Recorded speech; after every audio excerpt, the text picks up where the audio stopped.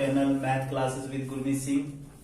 जो क्लासेस घर से पढ़ाओ अभियान के तहत चलाई जा रही हैं, तो आज हम रिलेशन एंड फंक्शंस के जो हमारी एक्सरसाइज थी 1.1 1.1 इसके कुछ क्वेश्चन हमने पहले किए थे पिछली वीडियो में। ठीक है, आज जो है इसके कुछ और क्वेश्चन करेंगे एक्सरसाइज के। जैसे क्वेश्चन नंबर 6, इसमें सेट दे रखा है 1 2 3।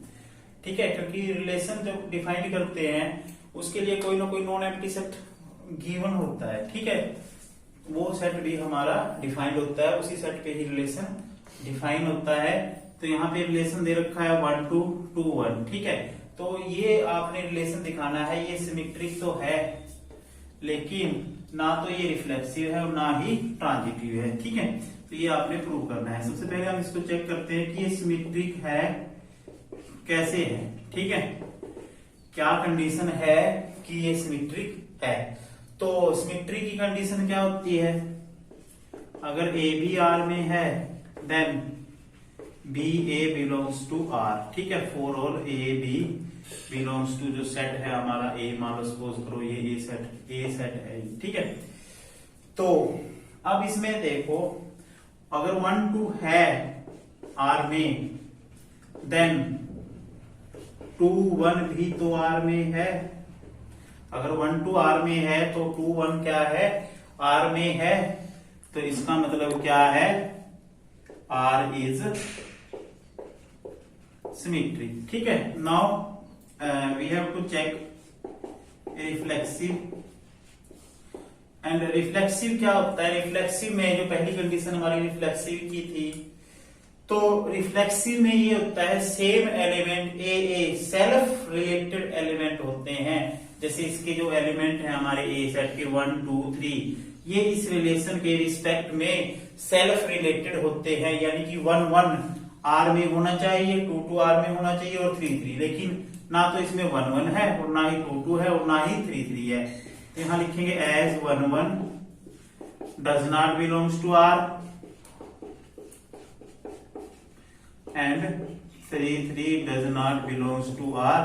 This implies R is not reflexive. आगे है आपका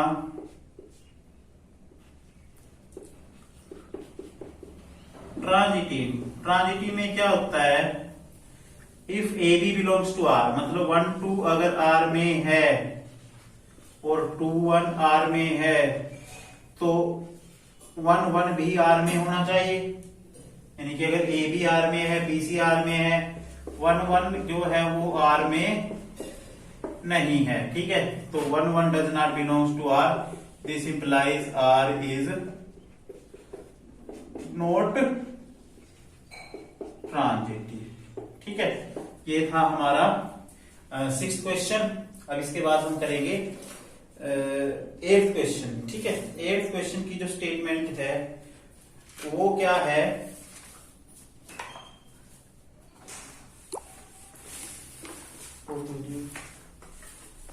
ये 8th क्वेश्चन है। इसमें जो सेट है हमारा a 1 2 3 4 5 और रिलेशन हमारा डिफाइंड है a b such that a minus b modulus of a minus b is even is an equivalence relation.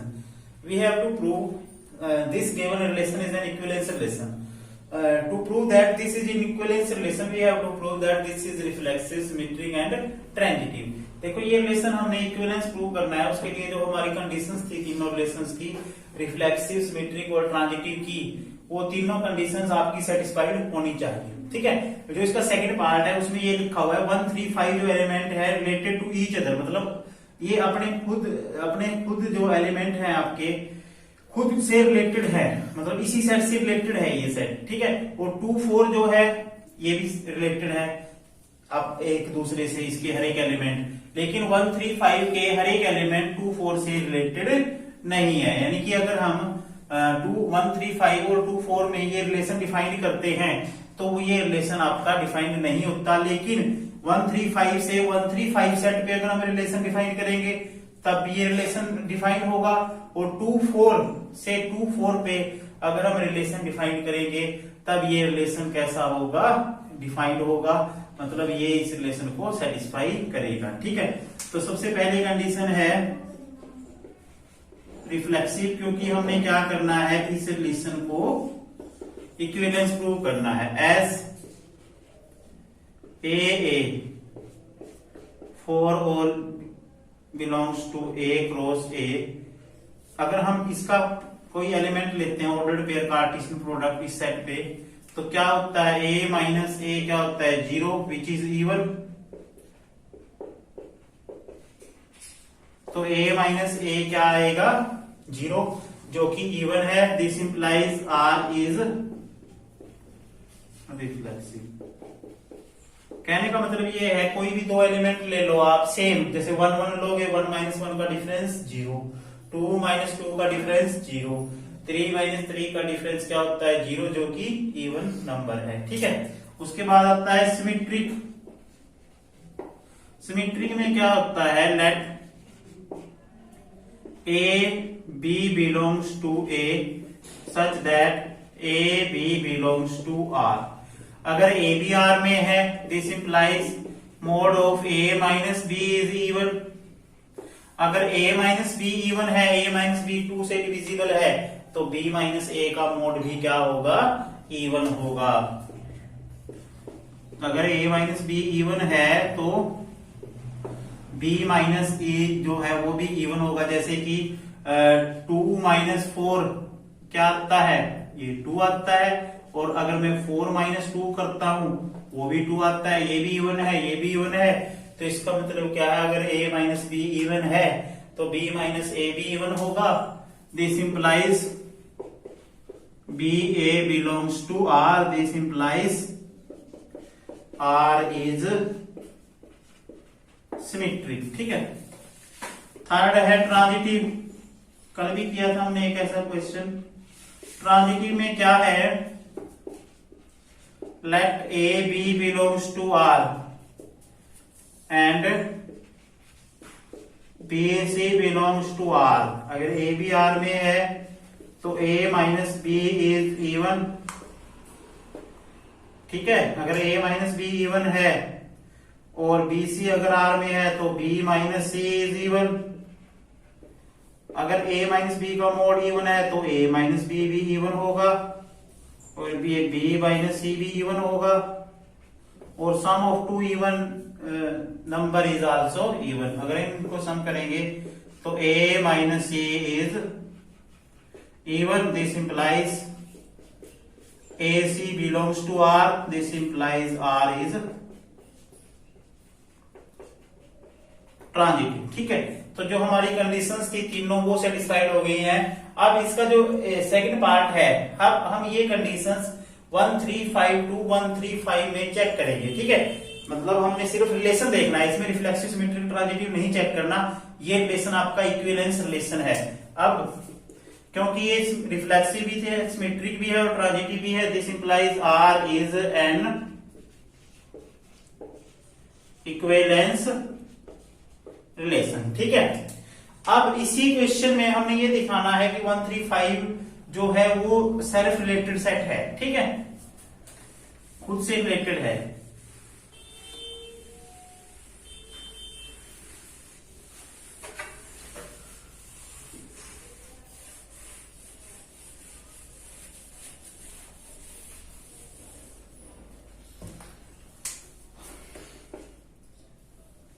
अब देखो 135, एक सेट 135 से हमने 135 पे रिलेशन डिफाइन किया है।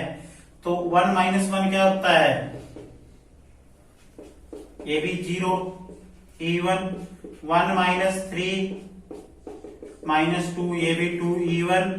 तो आप देखोगे इनके किन्हीं भी दो एलिमेंट्स का डिफरेंस हमेशा ही क्या आता है, इवन आता है। ठीक है, we observe that difference of two elements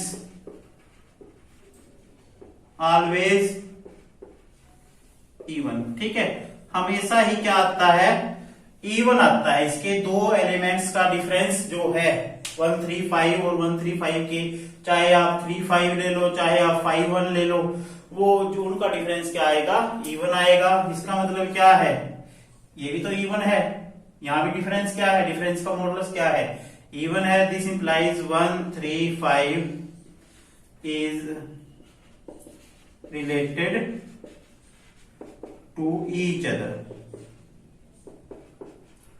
इसी प्रकार 2 4 जब आप लोगे,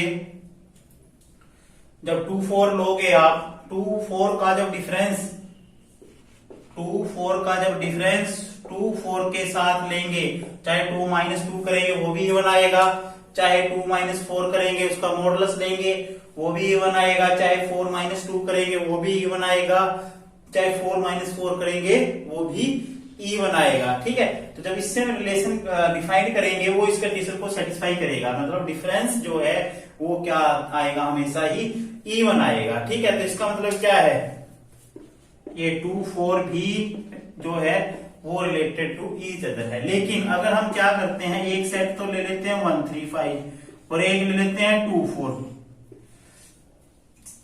यानी कि जो ए एलिमेंट है वो इसका ले लेते हैं और बी एलिमेंट इसका ले लेते हैं। अब डिफरेंस देखते हैं ए माइनस बी का। 1 - 2 का जो डिफरेंस आएगा 1 आएगा, विच इज नॉट इवन।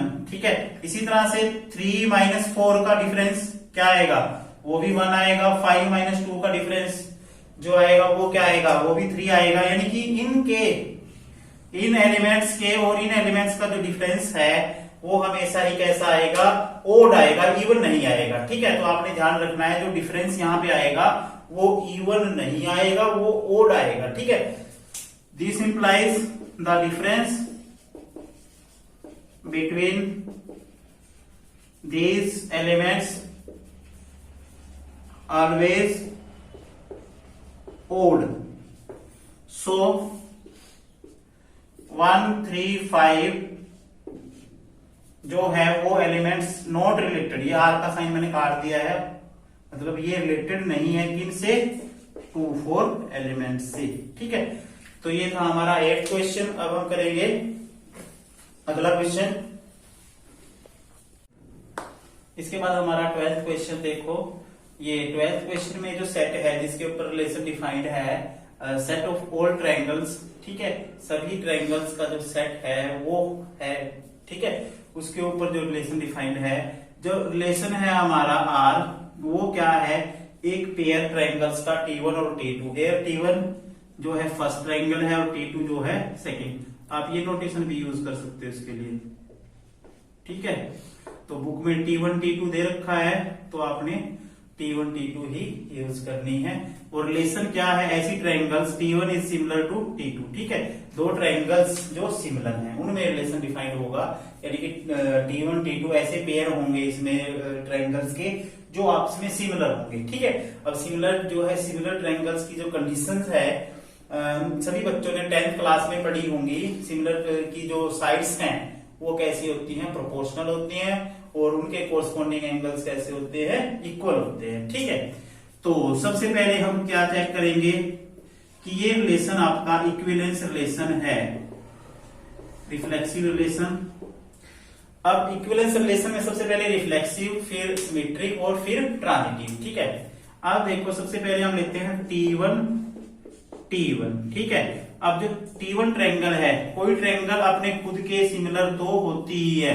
ठीक है, as T1 is similar to T1, कोई ये सिमिलरिटी का साइन है। ठीक है, कोई ट्रायंगल अपने खुद के सिमिलर, खुद के जैसी तो होती है वो। ठीक है, तो इसका मतलब क्या होगा, T1 belongs to R, this implies R is reflexive। उसके बाद आता है सिमेट्रिक। सिमेट्रिक में क्या है, if T1 T2 belongs to R, वही बात आ जाती है ना, जैसे A B का भाई है तो B भी A का भाई होगा, है ना। तो इसी तरह से अगर T1 ट्रायंगल T2 के सिमिलर है, अगर T1 ट्रायंगल जो है T2 जैसी है दिखने में, उसके सिमिलर है, तो T2 ट्रायंगल भी तो T1 के सिमिलर होगी। This implies T2 T1 belongs to R. This implies R is symmetric. And third condition is transitive. क्या है जी ट्रांजिटिव की condition? If T1 T2 belongs to R. ठीक है, इसमें ध्यान रखना है जब ट्रांजिटिव की कंडीशन होती है उसमें हम जो ट्रांजिटिव की कंडीशन रिलेशन में बताएंगे तो उसमें हमें A B belongs to R, B C belongs to R, then A C belongs to R दिखाया था। यहाँ पे क्योंकि नोटेशन में T1 T2 है तो जो थर्ड एलिमेंट लेंगे हम वो T3 ले लेते हैं, यानी कि जो थर्ड ट्रायंगल लेंगे वो T3 ले लेते हैं, यानी कि T1 T2 R में है और T2 T3 भी R में है। अब T1 जो है T2 R में है तो इसका मतलब T1 is similar to T2, मतलब triangle 1 is similar to triangle 2 and triangle 2 is similar to triangle 3। अगर ट्रायंगल 1 ट्रायंगल 2 के सिमिलर है और 2 3 के सिमिलर है तो 1 जो है वो 3 के सिमिलर भी होगी। T1 is similar to T3. This implies T1 T3 belongs to R. This implies R is transitive. तो R कैसा रिलेशन हो जाएगा? एक इक्विवेलेंस रिलेशन हो जाएगा। क्यों? क्योंकि ये रिफ्लेक्सिव भी है, सिमेट्रिक भी है और ट्रांजिटिव भी है। ठीक है, अब इसमें एक इसी क्वेश्चन में आगे ये दिया हुआ था ट्रायंगल दे रखी है 3 जिसकी साइड जो T1 ट्रायंगल है उसकी साइड्स दे रखी है 3 4 5 यूनिट और T2 ट्रायंगल है उसकी जो साइड्स की यूनिट दे रखी है 5 12 13 और T3 ट्रायंगल्स की जो यूनिट्स दे रखी है साइड्स की 6 8 10। तो आपने वो पेयर बताने, इनमें से वो ट्रायंगल्स बतानी है जो इस रिलेशन को सेटिस्फाई करती हैं, जो रिलेटेड है आपस में, यानी कि इनमें से आपने देखना है कौन सी पेयर जो है आर में एग्जिस्ट करेगा। ठीक है, तो कौन सा पेयर आर में एग्जिस्ट करेगा? जो ट्रायंगल्स सिमिलर होंगी। तो सिमिलरिटी की क्या कंडीशन है? सिमिलरिटी की कंडीशन ये है कि जो साइड्स हैं वो कैसी होनी चाहिए? प्रोपोर्शनल। ठीक है, या एंगल तो दिए हुए है नहीं, ठीक है, या एंगल इक्वल होने चाहिए कोरस्पोंडिंग, या फिर साइड्स कैसी होनी चाहिए? प्रोपोर्शनल होनी चाहिए। तो इसमें एंगल तो दे नहीं रखे, तो साइड्स दे रखी हैं। जो ट्रायंगल T1 है उसकी 3 4 5, T2 की है 5 12 13 और T3 की है 6 8 10। तो अब ऐसी दो ट्रायंगल्स देखो जिनकी साइड की रेशो इक्वल है। देखो 3/5 और 4/12, 3/5 कुछ और आएगा और 4/12 कुछ और आएगा। लेकिन जब आप T1 और T3 की देखते हो रेशो 3/6, ये भी 1/2 आता है कट के, और इसी तरह से कोरस्पोंडिंग साइड 4 के कोरस्पोंडिंग है 8, 4/8 ये भी क्या आएगा 1/2 और 5/10 ये भी 1/2। यानी कि तीनों साइड्स की जो रेशो है, कोरस्पोंडिंग साइड्स की रेशो कैसी आई है? इक्वल आई है। तो यहां लिखेंगे T1 यहां लिखेंगे sides of T1 and T3 are proportional. So T1 is similar to T3. This implies T1 T3 belongs to R. यानी कि T1 is related to T3। ठीक है, तो ये इस एक्सरसाइज के कुछ क्वेश्चन हमने किए हैं। बस आपने इसमें यही चेक करना है रिफ्लेक्सिव, सिमेट्रिक, ट्रांजिटिव। ठीक है, अगर तीनों कंडीशंस को सेटिस्फाई करता है तो वो रिलेशन कैसा होगा? इक्विवेलेंस रिलेशन होगा, अदरवाइज वो रिलेशन इक्विवेलेंस रिलेशन नहीं होगा। अगर एक भी कंडीशन आपने दिखा दी है कि वो होल्ड नहीं कर रहा, मान लो सिमेट्रिक है, ट्रांजिटिव है लेकिन रिफ्लेक्सिव नहीं है, तो वो रिलेशन कैसा होगा? इक्विवेलेंस रिलेशन नहीं होगा। आज की वीडियो में बस इतना ही। धन्यवाद।